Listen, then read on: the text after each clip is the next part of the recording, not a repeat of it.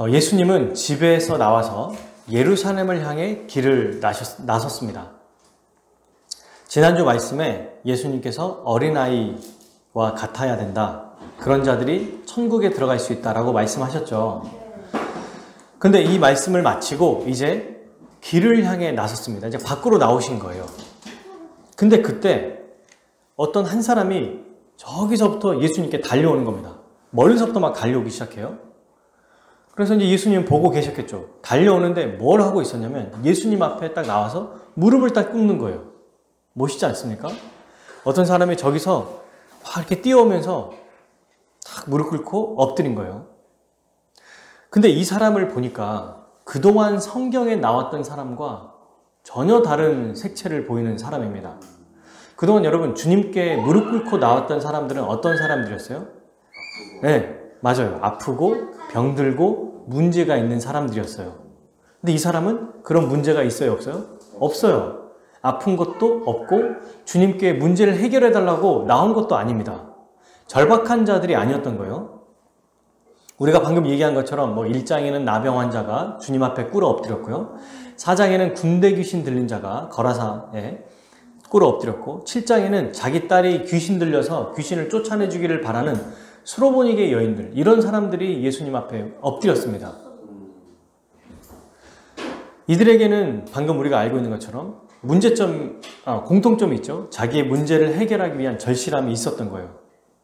근데 이 사람은 이전 사람들과 다르게 한 가지 질문을 하기 위해 주님 앞에 나왔습니다. 그러니까 문제 해결이 아니라 질문을 위해 나온 거예요. 근데 이 질문도 아주 고급스럽습니다. 17절 읽어볼까요? 시작. 예수께서 길에 나가실새 한 사람이 달려와서 묻자오되 선한 선생님이여 내가 무엇을 하여야 영생을 얻으리이까? 아멘. 와, 이게 얼마나 진지하고 깊이 있는 질문입니까? 그죠? 어떻게 하면 내가 영생을 얻을 수 있습니까? 라는 질문을 묻고 싶어서 주님 앞에 나온 거예요. 여러분 그동안 그러니까 저기서부터 달려왔다는 건 뭘 얘기하는 거죠? 이 사람의 정신, 마음, 모든 생각이 어디에 지금 집중해 있다는 겁니까? 영생을 얻기 위한 것. 어떻게 하면 내가 하나님 나라 백성이 될 수 있는지, 어떻게 구원을 얻을 수 있는지가 이 사람의 전체를 차지하고 있는 아주 중요한 내용이었던 거죠. 근데 여러분, 그리고 또 이것뿐만이 아니에요. 이 위대한 질문을 공개적으로 했던 사람도 이 사람이 처음이자 마지막이죠.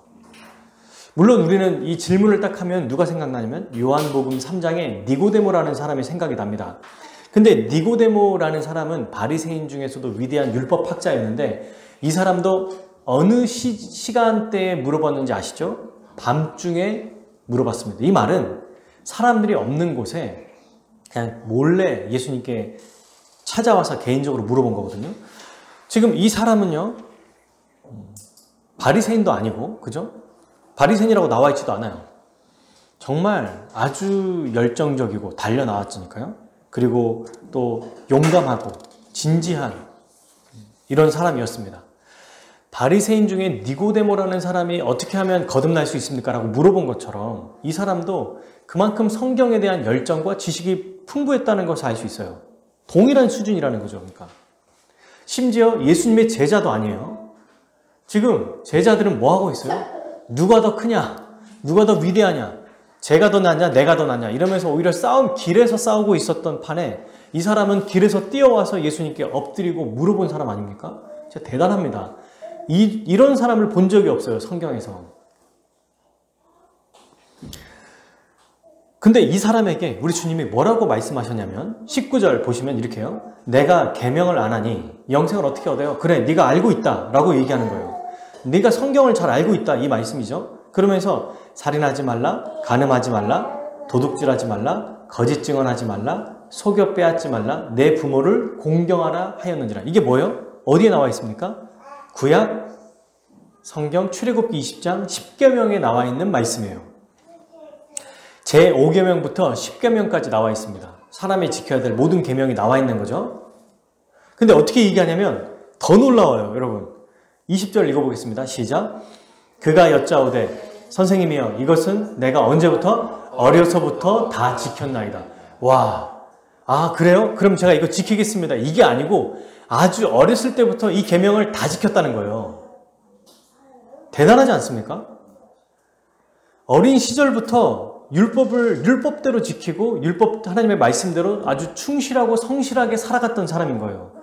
그리고 믿음도 있고 열정도 있고 진지함도 있고 대단하죠. 문제도 없어요. 이 사람은 해결해달라는 것도 없어요. 처음부터 달랐던 사람입니다. 오늘날로 말하면 조금 시대가 지났지만 엄친아 같은 사람인 거예요. 엄친아, 모든 면에서 다 잘하는 사람. 잘생겼고 돈 많고 뛰어나고 공부도 잘하고 음악도 잘하고 운동도 잘하고 다 잘하는 거예요. 그럼 이렇게 다 잘하는 게 지금 잘하는 게 아니라 이미 어렸을 때부터 지켜왔다는 것은 이 집안이 기독교 집안일 뿐만 아니라 당연히 이때는 유대 지역이었으니까 그럼에도 불구하고 철저하게 말씀대로 훈련을 받았던 아주 고상한 집안이었다는 것도 우리는 생각해 볼 수 있습니다. 이런 사람에게 예수님이 어떻게 대답했을까요? 야, 역시 대단한데? 내가 이런 사람 처음 봤다. 너희들 내 제자보다 낫다. 너가 내 제자보다 낫다. 내가 만났던 사람 중에 최고다. 넌 내 제자해라. 안 되겠다. 너는 특채. 이렇게 바로 사용하셨을까요? 그렇게 안 하셨어요. 뭐라고 얘기하셨냐면 이렇게 얘기하시죠. 21절 내게 아직도 한 가지 뭐가 있다? 부족한 것이 있으니 라고 말합니다. 아니 완벽하게 다 지킨 것 같잖아요. 문제 해결 때문에 나온 것도 아니고. 여러분 생각해 보십시오. 문제 해결을 가지고 나온 사람은 뭔가 그래도 자기가 바라는 게 있는 거 아닙니까? 그죠? 이것 해결해 주세요 하고 나온 거잖아요. 근데 이 사람은 더 고상해요. 더 뭔가 아주 멋있어요. 그것 때문에 자기 문제 해결해 달라고 나온 게 아니라 정말 영생을 얻기 위해 말씀대로 순종해서 주의 뜻대로 살아가기 위해서 나온 거예요. 왜냐하면 예수님이 계속해서 뭘 가르치셨습니까? 하나님 나라의 복음을 가르치셨죠. 진짜 근사한 사람인 겁니다. 그런데 이 사람에게 뭐라고 하셨냐면 네가 한 가지가 더 필요하다라고 말씀하셨어요. 그게 뭐냐면 너한테 있는 것을 다 팔아서 가난한 자들에게 주어라. 그리고 나를 따라라. 이렇게 말씀하셨어요. 아니 예수님은 이런 사람에게 칭찬하시는 거는 못할 망정 한 가지가 부족하다고 말씀하시고 오히려 뭐라고 하셨냐면 그 부족한 게 너의 전 재산을 다 팔아서 따라오라고 말씀하신 거예요. 저는 이걸 보면서 이런 생각이 들었습니다. 아, 신자는 무조건 돈이 없어야 되나? 그런 건 아니에요. 예수님 믿는 사람들 중에서도 아리마대 요셉이라는 사람 아시죠? 그의 무덤을 내어준 부자의 사람이 있었습니다. 돈을 어떻게 쓰느냐가 중요한 거죠. 돈을 하나도 없는 정말 그냥 빌어먹는 사람처럼 거지처럼 살아야 된다가 아니라 어떻게 사용하느냐가 중요하다는 걸 지금 보여주는 겁니다.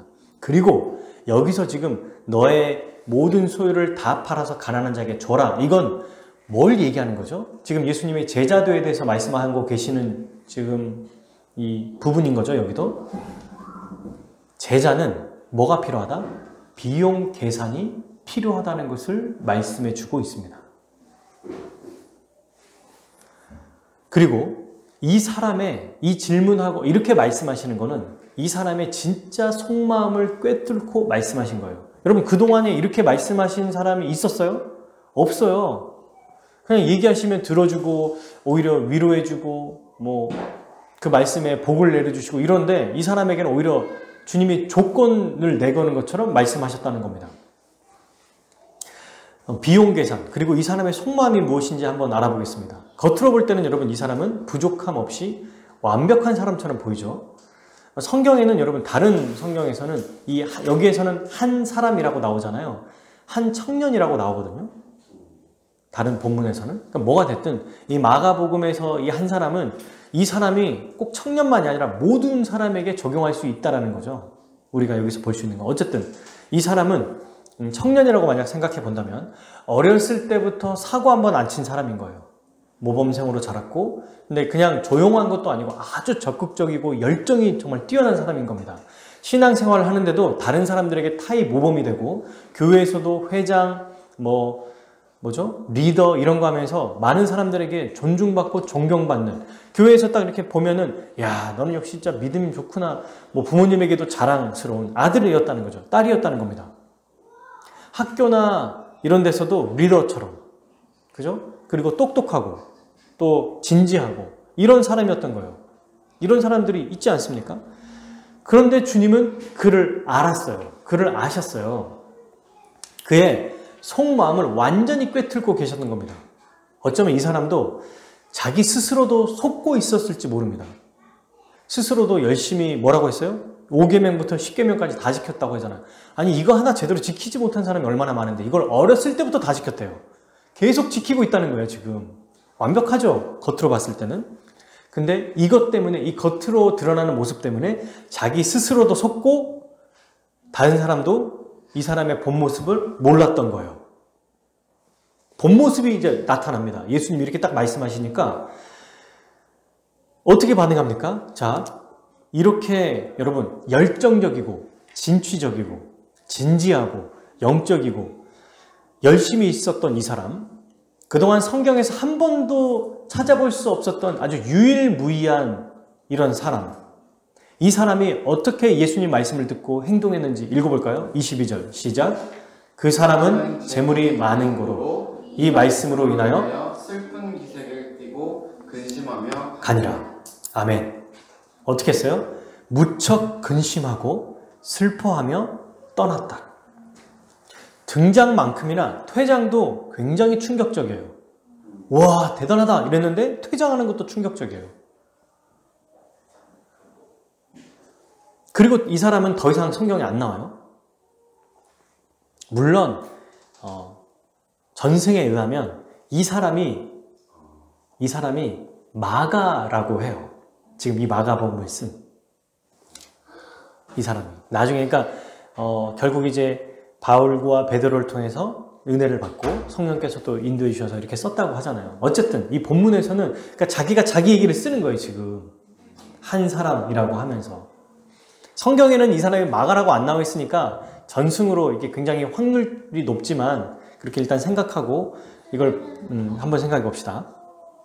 근데 이 사람이 왜 예수님을 떠났죠? 지금 이 당시에? 자기가 가진 걸 주기 싫어. 맞아요. 정확하게 판단했어요. 정확하게 파악했어. 자기가 가진 재산 때문이었어요.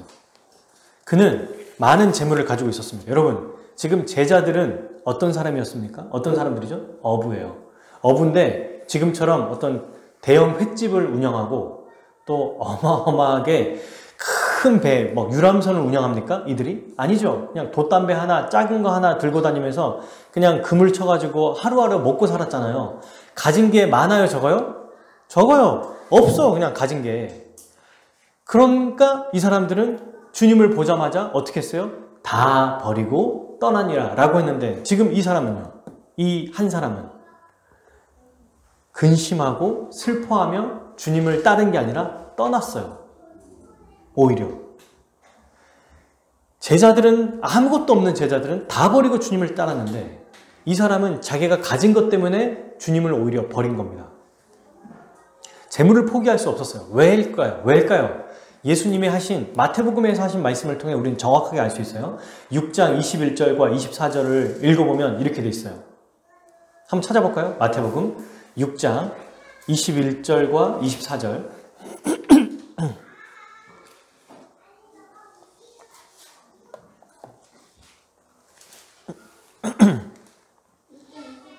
(66장) 21절 그리고 24절 두 절 같이 읽겠습니다. 시작. 내 보물이 있는 곳에는 내 마음도 있느니라. 한 사람이 두 주인을 24절이에요. 한 사람이 두 주인을 섬기지 못할 것이니 혹 이를 미워하고 저를 사랑하거나 혹 이를 중히 여기고 저를 경히 여김이라. 너희가 하나님과 재물을 겸하여 섬기지 못하느니라. 아멘. 지금 이 사람은 예수님을 따르고 싶은 마음이 있었어요. 그죠? 그죠? 그리고 또 영생을 얻고 정말 말씀에 진지하게 살아갔던 사람입니다. 그런데 또 마음 한편에는 뭐가 있었냐면 재물이 있었어요. 예수님도 따르고 싶고 돈도 계속 가지고 싶었던 거예요. 두 마음을 품고 있었습니다. 근데 주님 뭐라고 하시죠? 두 마음을 품은 자면 하나님과 재물을 같이 섬길 수 없다. 그 말은 뭡니까? 이 두 마음을 가진 사람은 반드시 하나님을 버리고 다른 마음을 품은 이걸 섬기게 된다는 얘기예요. 이 사람은 겉으로는 혹은 스스로도 인정받고 이게 저는 가짜라고 생각하지 않아요. 정말 진지하고 그렇게 살았을 겁니다. 그런데 마음속에 진짜 이 사람이 사랑하는 대상이 누구였습니까? 돈이었어요. 재물. 그러니까 예수님께서는 이 모든 것들을 다 지켰다고 했지만 그거 하나 때문에 이거 하나 모자라다라고 하셨지만 결국 그게 뭐예요? 이게 전부인 거예요. 너 이거 지켰니? 네, 지켰습니다. 근데 한 가지 모자라. 근데 한 가지 모자라다는 그게 모든 것을 다 포함하고 대표한다는 겁니다. 다 지켰어도 이거 마음속에 정말 참된 주님을 믿고 그분을 따르는 마음이 없으면 아무것도 지키지 않는 것과 똑같다는 거예요. 이 말은. 그를 칭찬하고 또 얘기해 주신 것 같지만 하나가 야, 다 있는데 하나 모자라다 이렇게 말씀하셨죠. 하지만 그 말은 뭐예요? 이거 없으면 하나도 지키지 않은 거와 똑같다라는 말씀이에요. 여러분, 돈은 대표적인 우상이죠. 왜 그러냐면 돈이 있으면 못하는 게 없기 때문입니다. 이 세상에서 하나님처럼 행세할 수 있는 게 바로 돈의 능력이에요. 멀리 갈 필요도 없어요. 돈 많은 사람들에게 사람들이 많이 붙어 있죠. 좋아하고 사랑합니다. 인기가 많아요. 돈 많은 사람들은. 왜냐하면 그 옆에 빌 붙어가지고 뭐라도 좀 받을 수 있을까? 뭐라도 내가 혜택을 받을 수 있을까라는 생각 때문에 붙어 있는 거예요. 그럼 말 그대로 천하무적입니다. 여러분 진짜 나쁜 짓을 해도 뭐 때로는 사람을 죽이고 막 이런 걸 해도 돈으로 다 풀려 나와요. 다 연줄이 있어가지고 돈을 주면서 안 되는 게 없어. 우리가 그런 걸 실제로 현실에서 보지 않습니까? 감옥에 들어간다고 해도 감옥에 금방 들어갔다 나오고 들어가 있어도 그곳에서 일반 재소자들처럼 똑같은 방을 쓰지 않아요. 참 신기하죠? 진짜 크고 마치 그 감옥 안에서도 왕처럼 군림하며 살아갑니다. 돈 말고도 많은 우상들이 있는데 돈은 이 모든 우상을 포괄하는 대표적인 우상이에요. 다 연관이 있어요. 어떤 사람은 사람이 우상일 수 있고, 로맨스가 우상일 수 있고, 성공이 우상일 수 있고, 안정적인 삶이 우상일 수도 있어요. 그죠? 그런데 그것도 다 돈과 연관이 있습니다. 돈이 대표적인 거예요. 성공도 그렇죠.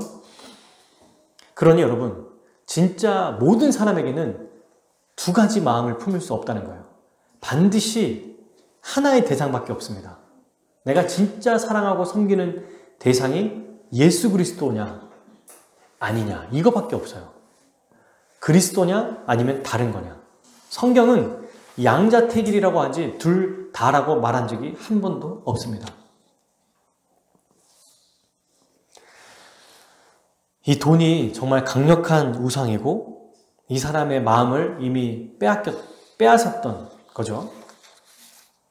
근데 왜 예수님이 이렇게 말씀하십니다. 10계명 중에 5계명부터 제 10계명까지 다 지켰는데 왜 하나도 안 지킨 거라고 말할 수 있냐면 여러분 10계명은 어떤 계명이죠? 하나님이 주신 계명이고요. 10계명은 제 1계명이 모든 계명을 대표하는 가장 중요한 계명입니다. 제 1계명이 뭐라고 되어 있습니까?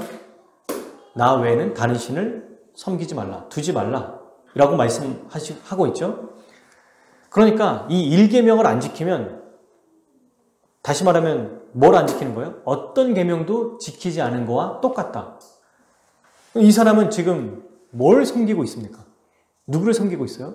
하나님이에요? 돈이에요? 돈이에요. 그러니 다 지켰다고 해도 하나도 지키지 않은 거와 똑같은 겁니다. 제1계명을 어겼기 때문이죠. 제자는 어떤 사람이죠? 주님을 위해 비용을 계산한 사람이에요. 비용 계산. 그러니까 어떤 것을 얻기 위해 무언가를 포기한 사람이에요. 근데 이 무언가가 뭡니까? 제자들과 같이 모든 것입니다. 예수님은 뭐라고 말씀하셨죠? 8장 우리가 이전에 봤던 8장 34절 누구든지 나를 따라오려거든 자기를 부인하고 자기 십자가를 지고 나를 따를 것이니라. 목숨을 잃으면 구원받으리라. 자기 십자가와 자기를 부정하는 게 어느 수준까지를 얘기하냐면 목숨을 잃는 것까지 얘기합니다.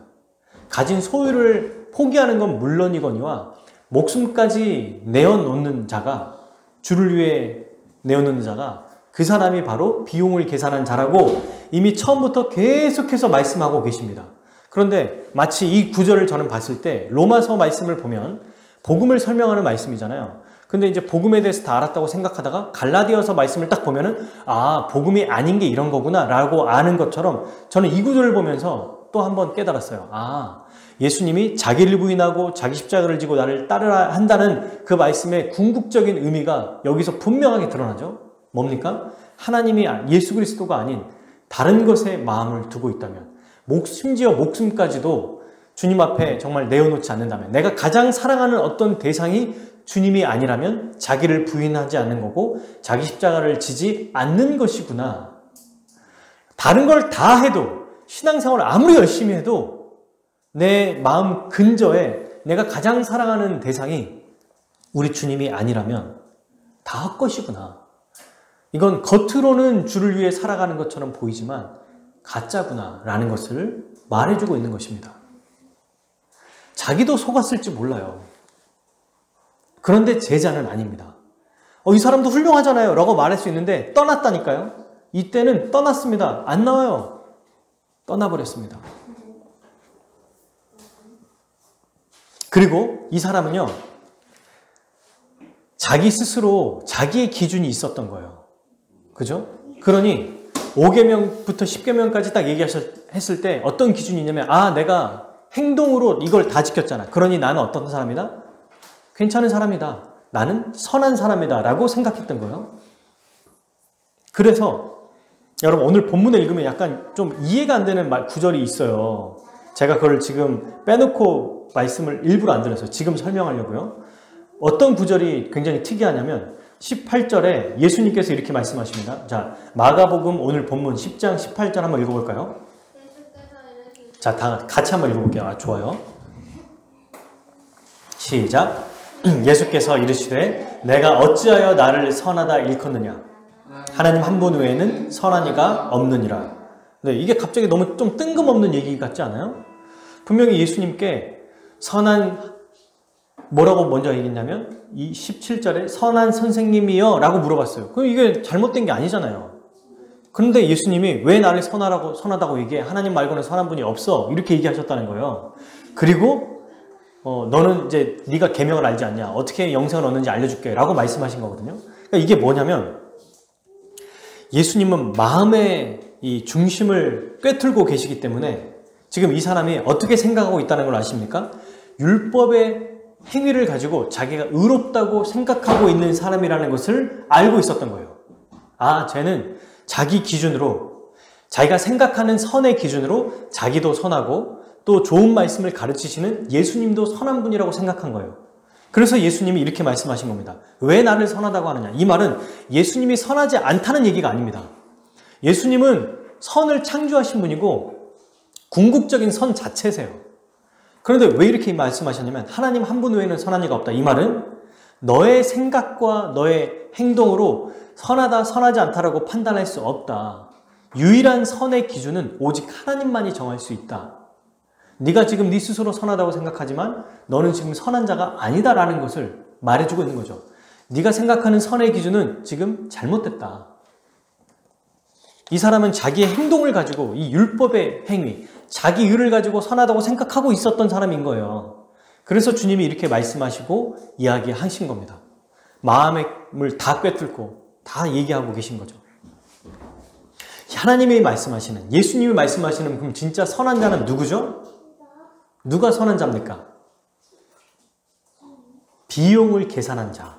지금 여전히 다투고 누가 더 크냐고 싸우고 있는 이 제자들인 거예요. 이들은 겉으로 봤을 때 볼품 없습니다. 여전히 싸우고 있고 여전히 누가 더 크냐고 막 이러고 있지만 그러나 이미 비용을 계산하고 주님을 따르고 있는 자들이 바로 선한 자들이에요. 왜요? 자기의 목숨까지 어쨌든 내어놓고자 이게 뭔지를 몰라도 따라오고 있는 자들 아닙니까? 또한 주님 앞에 문제를 가지고 엎드린 자들이 정말 선한 자들입니다. 아, 저 사람은 조건 가지고 왔잖아요.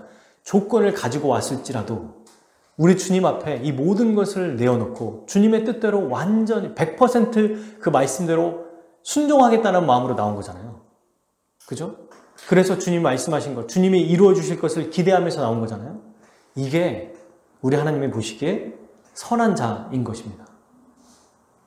뭐를 지켰까 안 지켰까 이 사람에 비교해서 모든 사람들이 이 한 사람과 비교해서 모든 사람들은 다 부족해요. 이 사람에 비하면. 상대적으로 봤을 때는. 근데 우리 하나님의 관점에서 봤을 때는 누구보다도 이 부족하고 연약하고 돈 없고 병든 자들은 선한 자들이라는 겁니다. 왜요? 하나님께서 가장 기뻐하시는 그의 마음 좌소에 누가 있으니까? 우리 주님이 계시니까. 하나님 아버지를 정말 온전히 의지하기 때문에 돈을 의지하지 않아요. 사람을 의지하지도 않고 건강을 의지할 수도 없어요. 불가능한 거죠. 없으니까 못한 거라고 말할 수 있거든요. 너무 억울합니다. 하나님, 이 한 사람이 이렇게 말할 수 있어요. 저 사람들은 돈이 없고 건강하지 않고 부족하고 힘이 없으니까 어쩔 수 없이 하나님 의지한 거 아니에요. 라고 했을 때 우리 하나님이 뭐라고 하십니까? 그게 바로 복이다. 그러니 그 사람이 의롭다함을 얻는다. 그러니 내가 의인이 아니라 죄인을 위해 왔다라고 말씀하시는 거예요. 이런 자들이 바로 우리 하나님 보시기에 선한 자들입니다. 근데 이 사람은 뭘로 자기의 선의 기준을 판단했어요? 겉으로 봤던 외적인 모습을 보고 이 선의 기준을 생각했던 거예요. 여러분, 아주 극명하게 드러나요. 진짜 참되게 이 선을 행하며 살아가는 자, 즉 비용계산하며 살아가는 자는 어떻게 살아가죠? 우리가 잘 알고 있는 말씀 제가 읽어드릴게요. 사도행전 4장 32절 믿는 무리가 한 마음과 한 뜻이 되어서 모든 물건을 서로 통용하고 자기의 재물을 조금이라도 자기 것이라 하는 이가 하나도 없더라. 부자든 가난하든 돈이 있든 없든 재물에 대해서 이미 초월한 자들인 거예요. 왜? 주님이 자기의 전부니까. 예수 그리스도가 내 마음 중심에 있으니까. 고린도후서 12장 15절 사도 바울은 이렇게 얘기합니다. 내가 너희 영혼을 위하여 크게 기뻐함으로 재물을 사용하고 돈을 사용한다는 거예요. 그 교회 지체들을 위해서. 근데 이걸로 끝이 아니에요. 또 내 자신까지도 내어 주리니 너희를 더욱 살아갈수록 나는 사랑을 덜 받겠느냐. 그러니까 내가 재물, 돈뿐만 아니라 너희를 위해 내 자신까지도 너에게 내어준다. 너희를 사랑하니까. 내 영혼이. 내가 너희를 너무 사랑하니까. 너희를 이렇게 사랑할수록 너희도 나를 이렇게 사랑하지 않냐. 이게 진짜 참된 신자의 모습이라는 거예요. 겉으로 어떤 모습을 보였을지라도 그의 마음속에 정말 참된 하나님에 대한 믿음이 있다면 반드시 어떻게 나타납니까? 행동으로 나타날 수밖에 없어요. 그래서 특별히 재물로 얘기한 겁니다. 어떤 행동으로 나타나죠? 자기의 것을 다른 사람에게 내어주는 행동으로 나타날 수밖에 없다는 거예요. 근데 여러분, 이 사람은 어떻게 행동했어요? 아, 그래요? 그러면 내가 좋습니다. 주님 조금만 기다려주세요. 라고 하지 않았어요. 근심했습니다. 어떡하지? 어떡하지? 근심했어요. 그리고 슬퍼했어요. 도저히 못 주겠다. 그래, 그냥 팔까? 그냥 팔아서 주님 따를까? 안 돼. 그거 너무 아까워. 안 돼. 이것도 너무 못하겠어. 막 마음에서 저울질하면서 슬퍼하며 살아가는 거야. 여러분, 삭개오는 어땠습니까? 예수님께서 나와 함께 내가 오늘 너 하나님의 백성이다라고 말하자면 이미 내가 너와 함께 너희 집에서 밥 먹어야겠다. 그랬더니 말도 안 했는데 뭐라고 했습니까? 주님 보십시오. 내가 절반을 팔아서 가난한 자에게 주고 내가 속여 판 게 있다면 4배나 갚아서 그들에게 다시 돌려주겠습니다. 신자의 특징은 자기가 가장 아끼는 것을 내어주는 자로 나타나요. 근데 그게 다 돈과 연결이 되어 있습니다. 여러분, 이거는 오늘날뿐만 아니라 모든 시대에 다 돈이 모든 사람에게 가장 중요한 요소이기 때문에 이 돈에 대한 이야기를 하신 거예요. 이 사람은요, 우리가 겉으로 봤을 때 신자라고 봤지만 실제로 그의 마지막 결론의 모습을 보고 신자가 아니구나. 참된 신자가 아니구나라는 것을 알 수 있어요. 어렸을 때부터 믿음 좋은 부모님 밑에 자라고 열심히 교회도 다니고 헌금도 하고 11조, 감사헌금, 기도, 새벽기도, 수요예배, 젊은 시절에 회장, 리더, 또 말씀 성경 공부하는데 퀴즈 하는데도 막 다 맞춰, 전도도 잘해. 이렇게 하는데 이 사람의 진짜 마음에 실제로 살아가는 삶의 모습에서 자기가 살아가는 삶의 태도에서 나의 것을 다른 사람에게 나의 시간과 돈과 에너지를 다른 교회 지체를 위해 주와 복음을 위해 사용하지 않는다면 이 사람과 다를 게 뭐가 있겠습니까? 이 사람은 참된 신자라고 말할 수가 없어요. 이걸 여러분 17세기에 영국에 있는 매튜 미드 목사님이 쓰신 책이 있거든요. 그 책에 이런 사람들을 뭐라고 말하냐면 유사 그리스도인이라고 말합니다. The almost Christian. 거의 그리스도인이 될 뻔한 사람. 그 책의 9장에 보면 이렇게 돼 있어요. 제가 어제 좀 떠들어 봤거든요. 그리스도인처럼 보이지만 유사하다는 거야. 진짜는 아니라는 거예요.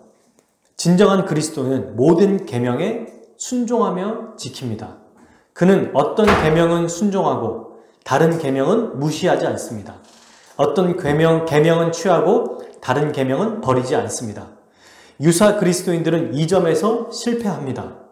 그의 순종은 부분적으로 단편적입니다. 어떤 계명은 순종하지만 다른 계명은 어깁니다. 그러니까 뭡니까? 다 지켜도 자기가 어떤 한 가지 혹은 두 가지 중에 안 지키는 게 있다는 거예요. 취사 선택해서 말씀에 순종한다는 것입니다. 이 청년은 뭐 했습니까? 99개, 100개 중에 99개를 다 지킨 것처럼 보여요. 근데 한 가지를 안 지켰는데 그게 예수님은 마음을 꿰뚫어서 가장 중요한 말씀을 하신 거예요. 그걸 안 지킨 겁니다. 이게 이미 1600년도에 나왔던 책이에요. 이 책이. 여러분, 우리가 겉으로 속아서는 안 돼요. 겉모습으로 속아서 안 됩니다. 주님은 우리의 중심을 보시고 우리의 중심을 아십니다. 어쩌면 오늘날 시대에 사람을 속이기에 더 쉬울 수 있어요. 잘 나가고 유명하고 위대하고 돈 많고 이런 사람들이 더 위험할 수 있습니다. 더 어려울 수 있어요. 오히려 돈 없고 가난하고 병들고 힘들고 이런 사람들은 의지할 게 주님밖에 없으니까 더 정말 이런 사람들이 신앙생활 잘할 수 있거든요. 꼭 그렇다는 건 아니지만 그럴 수 있다는 거예요. 왜요? 그들에게는 뭐가 있습니까? 절실함이 있어요. 절실함. 이 사람은요? 절실함이 있어요? 없어요. 왜? 재물이 많으니까 뭔가 막 힘들고 어려울 때 그거 가지고 의지하면 되거든요. 돈을 의지하면 되는 거예요. 아, 돈이 있으니까 이걸로 해결하면 되지, 저걸로 해결하면 되지 라고 하면서 살아가면 된 겁니다. 재물이 많아서 돈으로 다 해결하는 거예요.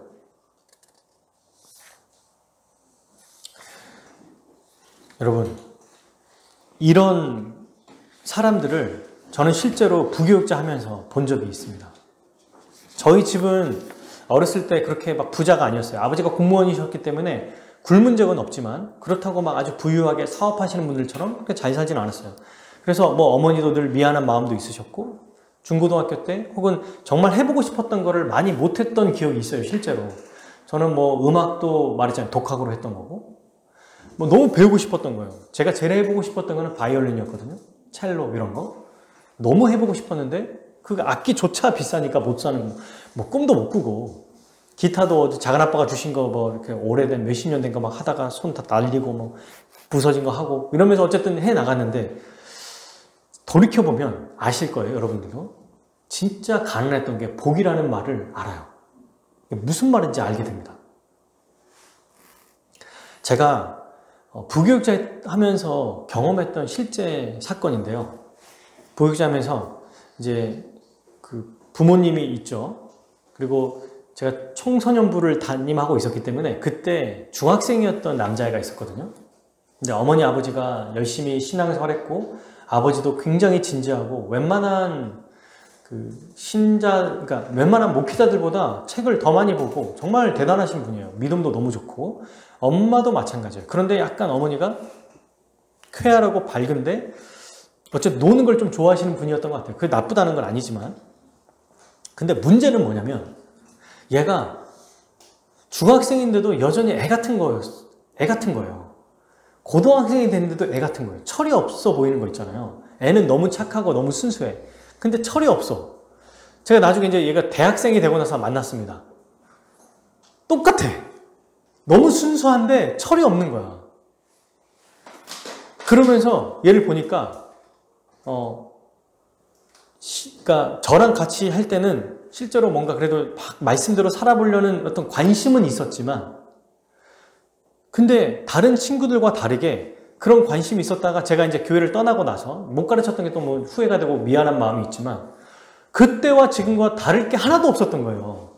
지금 이미 이 설교를 안 보기를 바라는 마음으로 군대를 제대했어요. 벌써 나이가 꽤 있죠. 비슷해요. 똑같아요. 중학교 때 봤던 거랑 똑같아요. 순수하고 착한데 여전히 부모님의 근심이 있어. 왠 줄 아세요? 제가 얘를 보면서 이 친구뿐만 아니에요. 돈이 있고 좀 잘 되는 친구들, 잘 나가는 친구들, 그들을 특징을 봤더니 뭐가 없냐면 절박함이 없습니다. 절실함이 없어.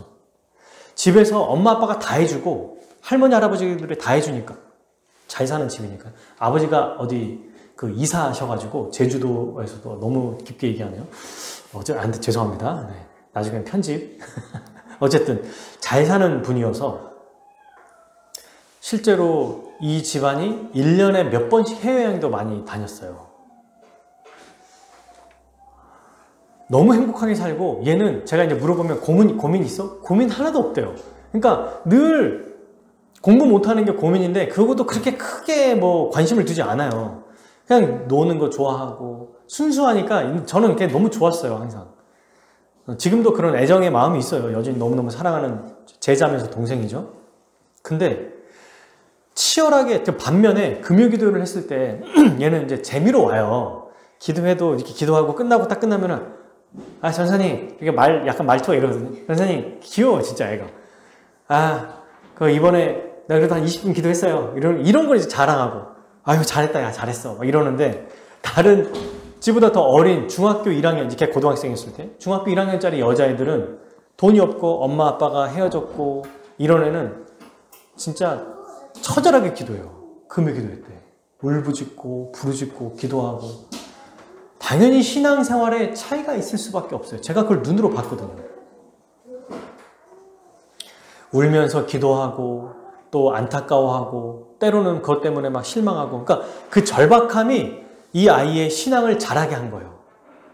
이 반면에 절박함이 없어서 신앙에 대한 관심이 없는 거예요, 별로.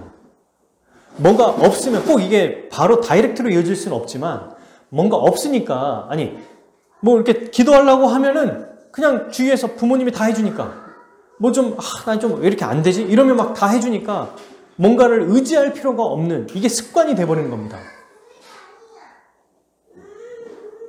그래서 여러분, 성경에서도 고난이 복이라고 말하는 거예요. 베드로전서 4장 13절. 오히려 너희가 그리스도의 고난에 참여하는 것으로 즐거워하라. 이는 그의 영광을 나타내실 때 너희로 즐거워하고 기뻐하게 하려 함이라. 고난 자체를 받아들이고 고난의 삶을 살아야 합니다. 고난이 있어야 됩니다. 고난이 복이 있는 거예요. 이 어려움이 있어서, 그러니까 그 자체가 복이라기보다 이 어려움 때문에 주님을 의지하고 주님을 붙잡게 되는 거죠. 그러니까 복이라는 겁니다. 그러니까.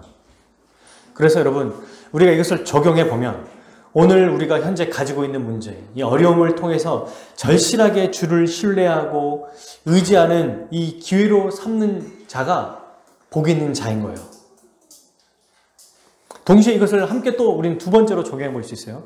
내 스스로 내가 지금 현재 문제들이 있잖아요. 건강의 문제, 돈의 문제, 직장의 문제, 자녀의 문제, 내가 처해 있는 어려움들, 이것을 오히려 복이라 생각하고 이것을 오히려 하나의 매개체로 더 주님을 의지하는 기회로 삼는 거 하나, 방금 얘기했죠. 두 번째, 우리 자녀들도 소원들을 다 들어주고 이루어져서 아무런 걱정 없이 편안하게 살지 않게 하는 거, 이것도 또한 적용해 볼 수 있는 것입니다.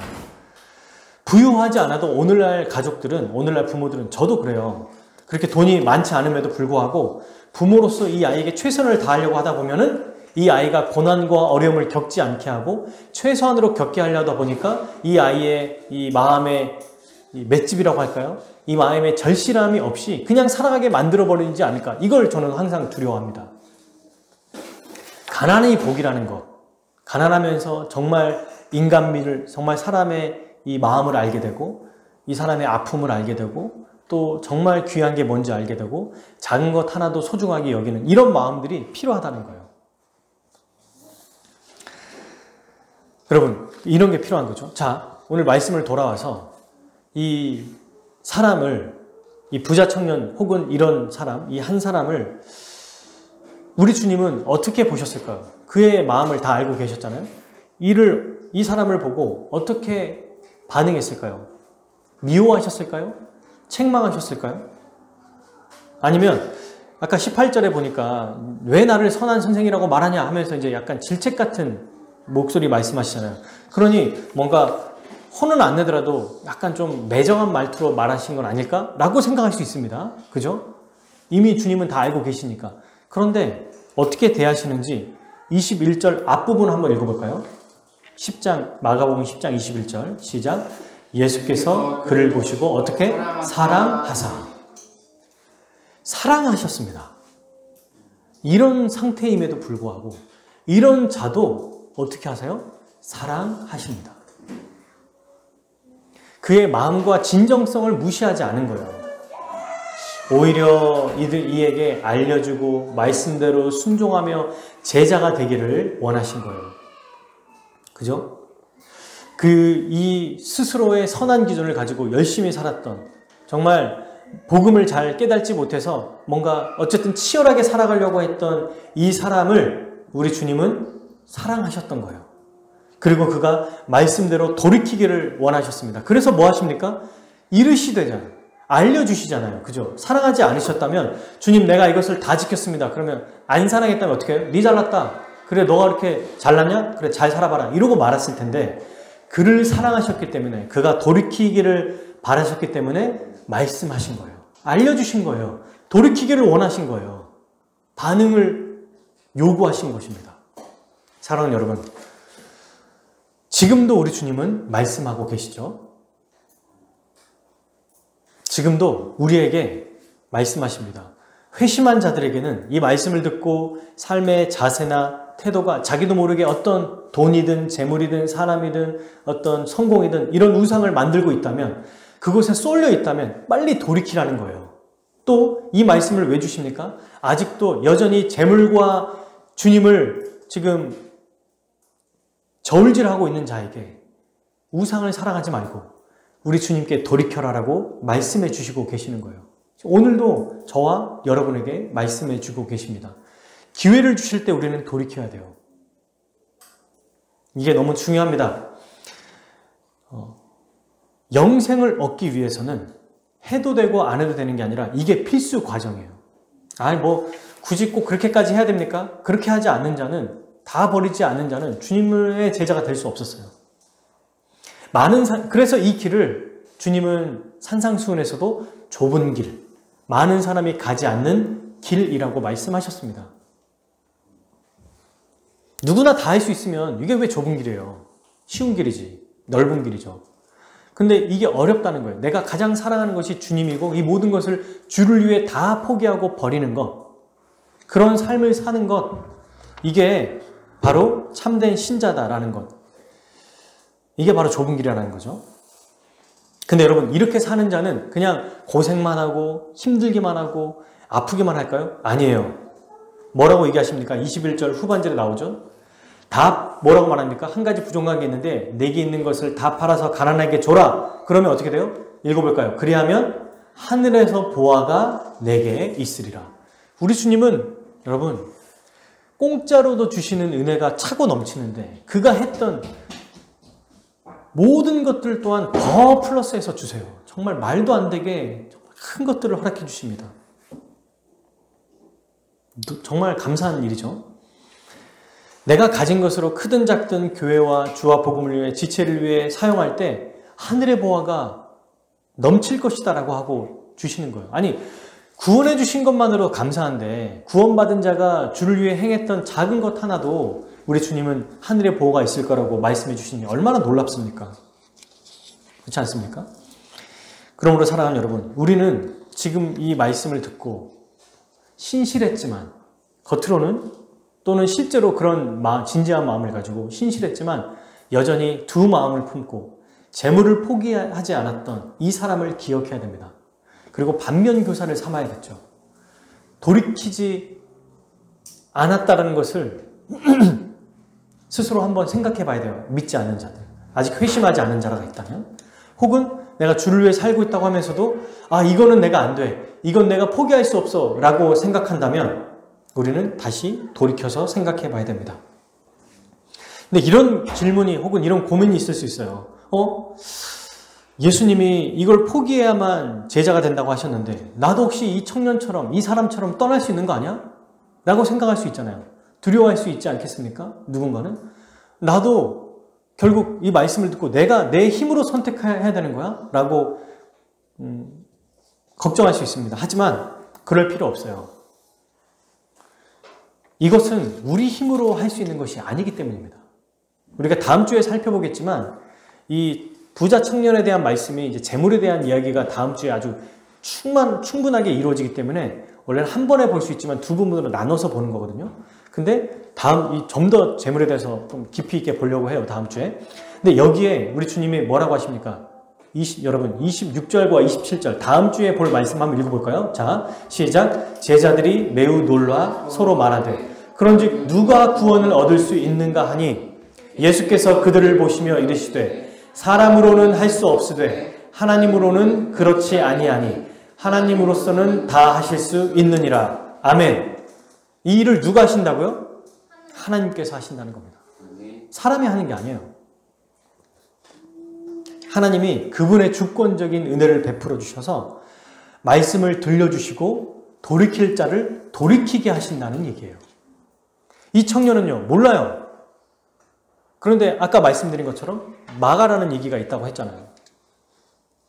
그러니 여러분, 이 말씀을 듣고 돌이키게 하는 분은 우리 힘으로 되는 것이 아니라 우리 하나님 아버지께서 이 일을 행하신다는 것을 기억해야 됩니다. 그러니 걱정할 필요가 없고 오히려 우리는 어떻게 해야 됩니까? 이 말씀을 듣고 오히려 돌이키려고 노력해야 돼요. 아니, 방금은 하나님의 은혜로 주님이 다 행하신다면서요. 맞아요. 근데 성경은 동시에 반드시 또 뭘 얘기하냐면 하나님의 은혜로 우리를 구원하시고 은혜로 우리가 구원받았습니다라고 말하지만 그러면서도 그건 자동적으로 되는 것이 아니다. 믿음으로 반응하라라고 말씀하세요. 반대되는 것처럼 보이는 아이러니한 것 같지만 그렇지 않습니다. 우리 주님은 은혜를 주시고 그 은혜 안에서 믿음으로 반응하게 하신 것을 귀하게 여기시는 거예요. 이 두 화가 아주 잘 조화를 이룹니다. 하나님께서 먼저 택하시고 은혜를 주시고 말씀해 주셔서 반응할 수 있도록 그의 마음을 바꿔주시거든요. 생각을 바꿔주세요. 먼저는 그의 영혼을 완전히 새롭게 하십니다. 그럼 그때 그에게 자, 내가 새롭게 할 테니까 너는 가만히 있어 라고 말씀하신 게 아니라 너도 이 말씀을 듣고 마음이 변화됐지 않니? 생각이 바뀌었지? 그럼 믿음으로 반응해라. 이렇게 말씀하신다는 거예요. 그러므로 기계적으로 하지 않고 믿음으로 반응해야 됩니다. 신앙생활은 기계처럼 행하는 것이 아니에요. 인격적인 만남과 교제입니다. 우리 하나님께서 은혜를 주시지만 그 은혜에 반응하게도 하시지만 실제로 그 은혜를 반응하는 것은 우리예요. 이 마음도 우리가 함께 가지고 있어야 하는 것입니다. 그래서 이 마음을 가지기 위해서 뭐가 필요하다고요? 절실함, 절박함, 우리의 문제, 우리의 어려움, 우리가 현재 겪고 있는 고난, 이런 것들이 우리를 더 주님 앞에 나오게 하는 원동력이 되고 도구가 되는 것입니다. 어떤 사람에게는 자녀가 될 수 있어요. 어떤 사람에게는 돈이 없는 것이 될 수 있고요. 건강의 문제가 될 수 있습니다. 근데 여러분, 그동안 우리가 복음서에서 살펴봤던 전체를 한번 생각해 보십시오. 문제를 가지고 절박하게 나왔던 사람 중에 해결되지 않은 사람 한 명도 없어요. 그리고 다 주님의 위로를 받고 주님의 축복을 받았습니다. 놀랍지 않나요? 오히려 당당하게 주님 앞에 나왔던 자는 주님 앞에 한 소리를 들었고 오히려 부족하게 절름발이처럼 병이 있고 정상적인 생활을 못하는 사람들이 다 무시하고 사람들에게 환영받지 못하는 사람이 절실하게 주님 앞에 나왔을 때 오히려 이 사람이 주님의 사랑을 더 많이 받았다는 것을 기억하기를 바랍니다. 그래서 살면서 우리가 현재 겪고 있는 이 모든 문제들, 이것은 내가 해결할 수 없다라는 것을 알려주기 위해서 우리 주님이 우리에게 절실함을 주기 위해서 주시는 거구나 라는 것을 기억해야 될 것이에요. 우리의 가난과 고난과 어려움과 아픔, 이 모든 것들은 더 주를 의지할 수 있게 만들어 주십니다. 이것을 기억하십시오. 그러므로 사랑하는 여러분, 첫 번째, 우리는 마음속에서, 내 마음속에 내가 가장 사랑하는 대상이 누구인지를 점검해 봐야 됩니다. 예수 그리스도가 맞는지 늘 점검해 봐야 됩니다. 자녀인지, 건강인지, 돈인지, 아니면 성공인지, 안정된 삶인지 생각해 봐야 돼요. 겉으로 나타나는 외형적인 모습, 사람들이 나에게 말하는 그 모습에 속지 말아야 됩니다. 그리고 두 번째, 혹시 우리 주님이 아니고 다른 우상이 있다면 그것이 무엇인지 확인해서 빨리 버려야 할 것이에요. 우상을 키우고 있는 사람도 있어요. 이 말씀을 안 하고 뒤돌아보지 않으면 자기도 모르게 점검하지 않을 때 나도 모르게 우상이 자라가고 있음을 깨닫게 될 수도 있습니다. 자기도 모르는데 우상이 자라가고 있을 수도 있다는 거예요. 빨리 말씀해 주실 때 주 앞에 다시 돌이켜야 됩니다. 그리고 마지막 세 번째, 이렇게 예수님을 가장 사랑하고 다른 우상을 버리면서 믿음으로 살아가기 위해서 우리에게 뭐가 필요합니까? 어린 아이와 같은 연약함, 절실함, 절박함이 필요합니다. 현재의 고난과 어려움과 이 문제를 우리의 절실함의 근거로 주 앞에 나아갑시다. 이 문제가, 이 어려움이 주님을 더욱 절실하게 찾고 만들고 의지하게 하기 때문입니다. 다 완벽하면요, 의지하지 않아요. 절실하지 않으니까. 아이도 잘 자라고 건강하고 돈도 많고 신앙생활 잘하고 완벽하다고 얘기하면 절실함이 없어요. 그러나 꼭 한 가지라도 우리 주님은 그의 자녀에게 의지할 수 있게 만들어 주십니다. 그리고 그걸 가지고 더욱 주님의 은혜를 경험하게 하시고 더 사랑을 받게 하시는 거예요. 이렇게 여러분, 이 어린아이와 같이 절실한 믿음, 절박한 마음 가지고 주님 앞에 나오는 자는 어떻게 됩니까? 우리 주님이 안아주시고 안수해 주시고 축복해 주십니다. 이 모든 게 정말 가능할까요? 네. 우리 힘으로는 당연히 안 되죠. 우리 주님이 먼저 우리를 사랑해 주시기에 가능해요. 또 하나님의 은혜로 주님께서 우리에게 이런 은혜를 하나님께서 행하시기 때문에, 하나님께서는 다 하실 수 있느니라, 주님이 이 은혜를 우리에게 베풀어 주시기 때문에 가능합니다. 그러므로 사랑하는 여러분, 예수님은 말씀을 통해 오늘도 우리에게 알려주십니다. 오늘 이 말씀을 듣고 말씀이 들릴 때마다, 또 때마다 일마다 기회를 주실 때마다 항상 믿음으로 반응하는 저와 여러분, 우리 모두 되기를 주님의 이름으로 축복합니다.